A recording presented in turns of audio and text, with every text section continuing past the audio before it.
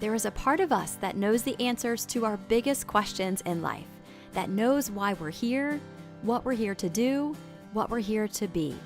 We all feel this desire to be of service in the greatest way, to contribute to humanity in our own unique way. But what is it? For many of us, it's hard to put into words. We just have a feeling that we're here for more. And until that more is discovered, we often find ourselves restless, unfulfilled, hopeless, and frustrated. The answers we seek are inside of us and lead us to living our highest potential. This show is about finding and connecting with that part of us that knows the way, our spirit within. Everything we want to do, be, and have is here and ready for us. Welcome to Spiritual Connection with Mandy Curry. Welcome back. I'm Mandy Curry, your host. And in today's show, we are talking about the next step in finding your purpose in life. And on the last show, we talked about finding your purpose and really deep down what that means when we are trying to find our purpose in life is we're oftentimes just wanting to know, why are we here? Why are we here? What did we come here to do? What did we come here to be? And so in the last show, we talked about really stepping into the awareness that we are our purpose, and that we are here for our soul's expansion, and that we can't get this life wrong, that everything that we experience, the relationships, everything that we experience all helps in our soul's expansion. But we also alluded to one more piece of that, and that's really the next step. Because there is a part of us that is connected to all that is, that knows exactly why we came here, that knows our path, that knows the journey, and that really is truly our greatest friend. It's that part of us. And I know personally for many years, that was the one voice that I wanted to hear the most.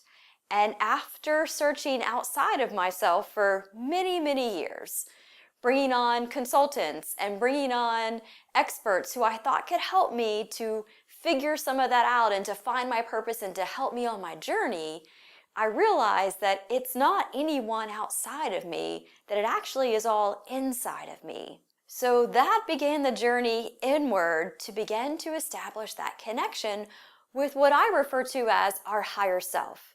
Some may refer to it as their soul, some may refer to it as God, whatever way that you want to refer to it, but it is that part that is a part of you, that is connected to all that is, that knows about our journey, that loves us, that knows about us, that is out paving the way ahead of us for all of our desires in life. And so tuning into that is really what I think many of us are now wanting to embrace and to embark upon. And so it's beginning to, and that is quite a journey. That is quite a journey to begin to trust that we even have this part within us that is so divine, that is that perfection, that is truly God. And that is a lot for some of us to embrace because we have always believed that it's outside of us. We've always believed that it's something outside of us. And so to be able to step into the knowing that it's all within us takes sometimes a little bit of adjustment. And sometimes it takes us a little bit of time to be able to really embrace that. So we look at, in many cases, our religious texts and those that we consider to be our greats in history. And in many cases, what they were able to do was to access the guidance from their higher self, to be able to access higher consciousness. And they were able to receive that information that helped them along their journey. And now we are realizing that we have that ability as well. We have that ability to be able to access that higher consciousness and to be able to experience life the way that our greats in history experienced life. Now that is all available for us. So the journey to being able to begin to first acknowledge that we have a part within us that is connected to all that is, that knows our path, that is able to help us on our journey. That is the first step. The second step is then being able to trust that relationship and know and recognize all the ways that our higher self is really helping and guiding us along. And so throughout this show, we will talk about the many ways that we can begin to access that information and also then begin to trust it. I found for myself personally over my journey as I was connecting the dots backward that I was receiving, this information, I was receiving this guidance from my higher self, from the universe, whatever you want to call it. I was receiving it all along. I oftentimes just didn't trust. And what we have to oftentimes remember is what we are trusting is the unseen. And it's not anything that our brain is ever going to comprehend because it goes well beyond our five senses. And so the trusting is really the biggest part of this. So my personal journey began with first beginning to realize intuition. And many refer to intuition as just that feeling that you have. Sometimes it's that feeling in your gut. It's that feeling in your stomach. It's just that inner knowing. We can't really touch it. We can't see it, but we just have that inner knowing. And it is one of the most beautiful ways that we begin to realize that connection with something higher, some higher consciousness. And so our intuition serves us in many different ways, and it is a wonderful guide that can help us along our path. It is also one of those ways that can easily be discounted because, again, we can't see it, we can't prove it, it's just a feeling.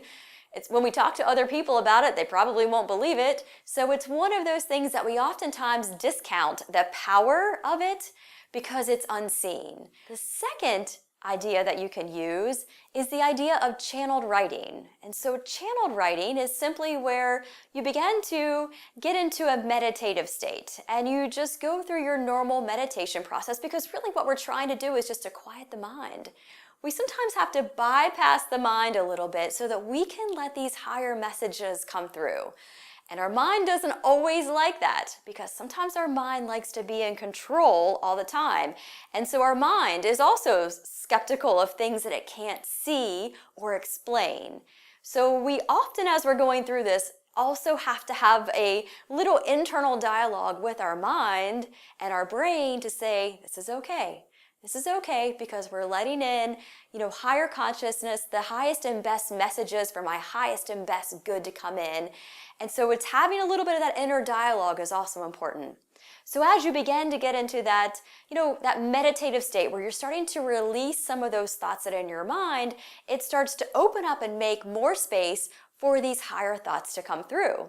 So for me, I wouldn't say that I was a great practitioner of meditation. I had a really, really tough time getting to quiet my mind down and getting my mind to my mind was going 1,000,000 miles a minute. It never stopped unless I was sleeping.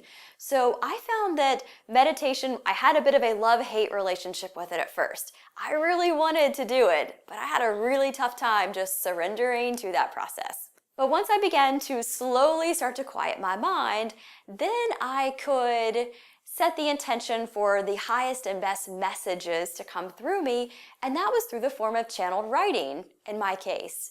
And so for a little while, a couple of months actually, I started to do the channeled writing, and I would just write whatever came to mind.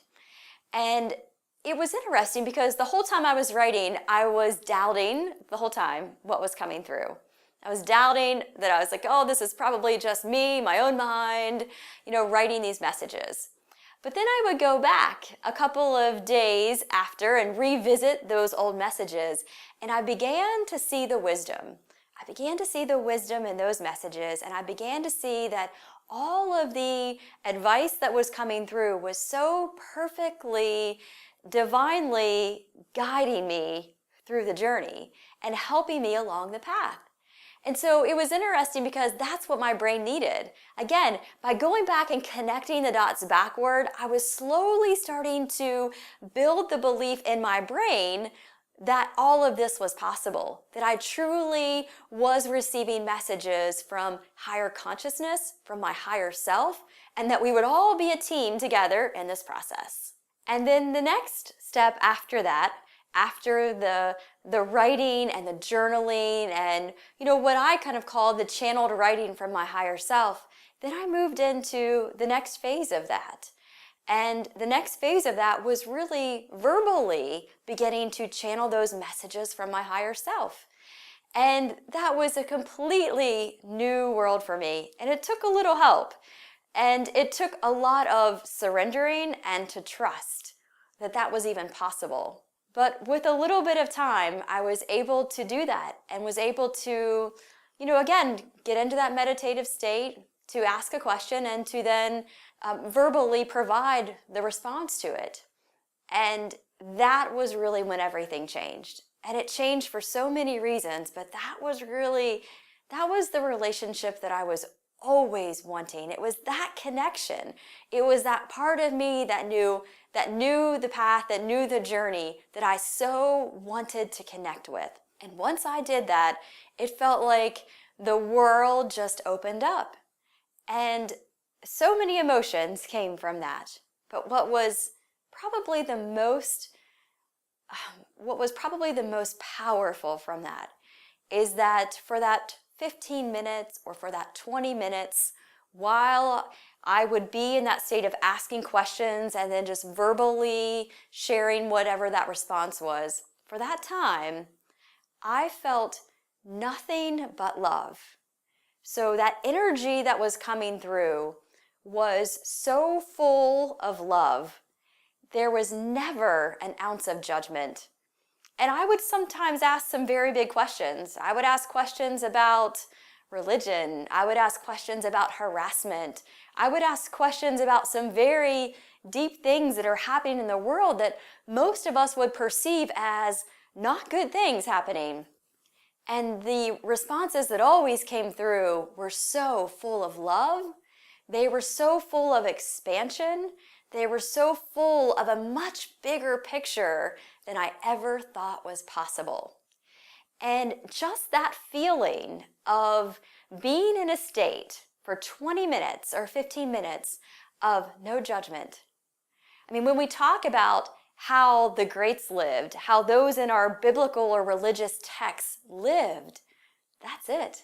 I mean, for that period of time, I was able to feel how they lived. I was able to feel how non-physical lives. I was able to feel that way that God feels about us. It is that 100% feeling of love. Never any judgment. There is never anything wrong. Everything serves in our expansion. And through that process, though, of also feeling that and just the amazing growth that came with just that, I also found that even after that those feelings would linger. And I would feel that it impacted all of my discussions. It impacted meetings that I had. It impacted conversations that I had with people. Everything was different.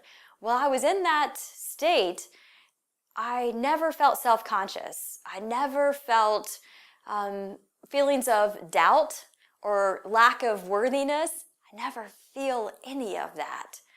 It is truly the most amazing feeling, and it allows all of us that opportunity to feel this is what's available for us. This is what life is like on the other side of lack, limitation, and fear. And how do we get there? Well, we get there with love. And the more that we fill our heart with love, well, it leaves no room for anything else. And so slowly through that process of being able to have that conversation with my higher self, I've been able to feel and experience that. And so while I set out on this journey, to want to get those answers about my life and helping me with the path, what really came from this is the most incredible way that we all can live when we get on the other side of lack, limitation, fear, self-doubt. It's so interesting the way that sometimes our mind, and again, our mind does all of this to protect us, but I find that I can bring through this information for 15 minutes or so that is nothing but pure love. And then the next day, when I go back to revisit it, sometimes my mind kicks in. And sometimes my mind kicks in of those self-doubt, unworthiness, who am I to be bringing through this information? And you can kind of see all the ways that our mind sometimes can add that little extra layer sometimes. Not really a false layer, but it's kind of our way to protect us. And our mind thinks that it's a way to keep us safe. sometimes in doing that. So it's really an all the time kind of working with the mind and the higher self and this information, this higher consciousness that comes through.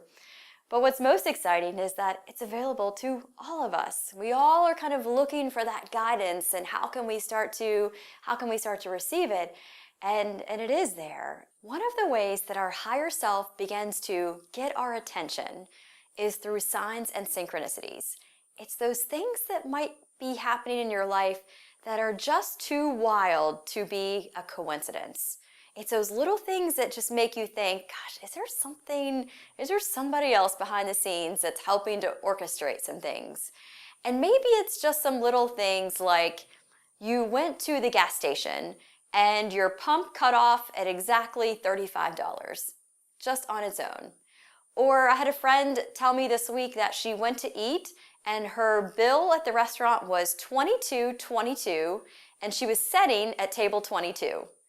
And I had another friend who had a video recording and the recording popped, the recording ended at exactly 22:22. And then somebody else told me recently they were, their food bill was like, $14.14. Those types of things are the way that your higher self is trying to just knock on your door a bit and say, I'm here. And it's time to start kind of looking for those signs and synchronicities, because that is when the absolute joy of life begins to happen. And the more that we acknowledge those, the more that we acknowledge that, there is something going on behind the scenes. And when you get one of those signs or synchronicities that happen, when we begin to acknowledge even that it's our higher self, it's the universe, it's the unseen, it's non-physical, it's the universe, it's God, whatever you want to call it. But when we begin to acknowledge it, we start to get more of it. And then every day starts to become so much fun. And you'll find that there are so many synchronicities and signs to your day that it just starts to you feel like you're a little bit lighter. You feel like there is something so exciting about every day because you can't wait in anticipation to see what the universe is going to do for you today. That is just how fun signs and synchronicities are. And with numbers are a great way that we're able to get these messages from the universe. And sometimes you can go and you can research them. And they're going to have different interpretations for each of us. So I've learned not to interpret a number for someone else because their interpretation of it might be very different than mine. We can each be seeing the same number and have different interpretations of what it means because they were meant differently from each of our higher selves. So it's very important, I think, that we all start to kind of look and research what those mean on our own and start to sometimes even get quiet with ourselves and start to ask, what does this mean? What's the message that I'm getting from this? But they are the most beautiful, beautiful way that we can start to be connected. And again, we're starting to see a lot more of that. We're starting to hear a lot more about these signs that people are getting. Maybe you look at the clock and you just randomly look at the clock and it's 11:11 or it's 12:12 or 10:10 or whatever it might be. Or you wake up in the middle of the night and it's 3:33. The clock, the music, songs that come on the radio, signs, bill receipts, how much you're spending at certain places. Those are all amazing ways that the universe can work through us in the most amazing way to just get our attention. And the best thing that we can do is to acknowledge it and to know that there's no way it can be a coincidence, to not discount it and just throw it to the side, but really to just acknowledge it, embrace it, and then just know that we're starting on the journey. We're starting on the journey to now begin this relationship with our higher self, that inner guide that we have always wanted. And it's going to take us on a path that we have always dreamed of. So when we talk about connecting with that inner guide, the question is, well, how do I really begin to do that? What do I need to do to get myself ready for that? And really, there are many different phases along that journey. So when it comes to things like meditation isn't so much about your vibration or your energy in your body. Meditation is more of just clearing the mind. So that's a pretty easy one. That's a great place to start. And then as we start to get into things, if you're starting to journal a little bit more, maybe if you're starting to kind of audibly be able to receive these messages from your higher self, that's when we start to see that your vibration has a little bit of a bigger impact. And so vibration is your energy, the energy that you have. And that energy is made up of your beliefs, your thoughts, your emotions.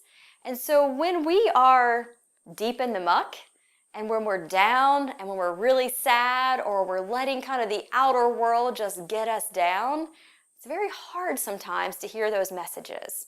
Now that doesn't mean that your higher self isn't there, because it is. Your higher self is always there. It never sleeps. It never doesn't care about you.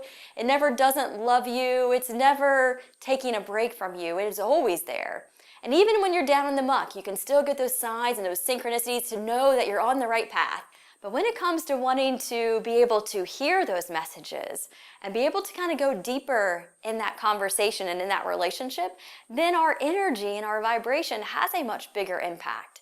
And so that's making sure that we are really looking at our beliefs and really beginning to look at our thoughts and our emotions. Because when we are feeling those deep periods of shame, maybe there's something that's happened in your life, maybe even in the past, and you have a lot of guilt or you have a lot of shame about it. Again, your higher self is always going to be there. It's always going to be it's always going to be out working on your behalf. But to be able to start to tap into and really have that communication with, then it's going to be starting to raise ourselves up what I kind of call the emotional ladder. And so it's starting to pull ourselves up out of that feeling of shame. And so sometimes the next highest emotion from shame or guilt might be anger. And then we get a little angry at everything. And that's, while maybe not better, but it's a higher emotion. So from anger, then we start to have these feelings of perhaps disbelief in what's possible for our life. And while we wouldn't say that's maybe the highest, it's a higher emotion than anger. And then we start to raise ourselves up until we finally begin to feel this excitement, this optimism, and then we begin to work ourselves up to happiness and to joy in our day. It's often said that when loved ones pass, we are feeling so much grief. We're feeling so much grief and sadness. And if we really want to feel our loved ones that have passed, well, we're not going to feel them because they're in a different vibration. They're in a vibration of love, of this amazing love. And if we're down in the muck and if we're feeling that grief and that sadness, they can't meet us there. They can't be there. So if we want to feel the presence of our loved ones that have passed, then as we raise ourselves up in our vibration and as we get in that same vibration of love and joy, that's where we're able to feel more of their presence. That's where we're able to feel more of their messages. But it's much harder to feel when we're in the muck because they can't meet us down there. So finding ways that we can add joy into our life, into our day, every single day, that's starting to pull us up that emotional ladder. And as we do that, we're going to find that our energy changes in our body. And as our energy changes in our body, then these messages, this conversation, this dialogue that we've always desired with our higher self, it's able to meet us. It's having a little bit of a descension as we're having a bit of an ascension up. And so there's a merging, that will soon be happening. And our higher self is going to, soon be, right now we kind of see it as something outside of us, but it really is a part of us. And it's beginning to get more and more acclimated to us. And as we begin to raise our vibration internally, it makes that much, much easier. So we're all going to see that we're going to have this ability to have this guidance at a much deeper level than we've ever had before very soon as we begin to raise our vibration. As we begin to wrap up and we conclude this next phase in finding your purpose in life, which is truly finding out, why are we here? What are we here to do? What are we here to be? There is that part of you that knows the answers to all of that. Sometimes it's a harder voice to hear, But as we've talked about, it's actually the most amazing, amazing connection that we can start to build in this entire lifetime. And if we want to understand, and if we want to really begin to feel and live the way that the greatest of our humanity have lived, and that connection that they had, this is really it. This is beginning to live your life really tied to love, tied to your purpose. This is living a life on the other side of lack, limitation, fear, unworthiness, and doubt. This is the life that we came here to live. And the more that we begin to nurture that relationship with our higher self, and we nurture it through acknowledging it, we nourish it by acknowledging those signs and synchronicities that are happening for us every single day. We nourish it when we are in that meditative state and we're just clearing our mind and we're letting those messages come through. We nourish that relationship when we set the intention that we are ready for our higher self to really become more a part of our life, and to just allow that, and to trust and to surrender. And we began to nourish that relationship as we began to sometimes write. If that feels like that resonates with you, it's just writing messages, writing what comes up, and then trusting that what comes up is coming from that part of you connected to all that is. And then for some, it might also be then beginning to, audibly begin to, to be able to share these messages or to say these messages that are coming through. Those are all ways that you begin to nourish that relationship with your higher self. Your dreams are also another amazing way that you're beginning to, to be able to establish that connection. There are so many ways to do that. And even just taking the smallest step is a step in that direction of being able to establish that connection with our greatest friend, that part of us that loves us unconditionally, that is here with us no matter what.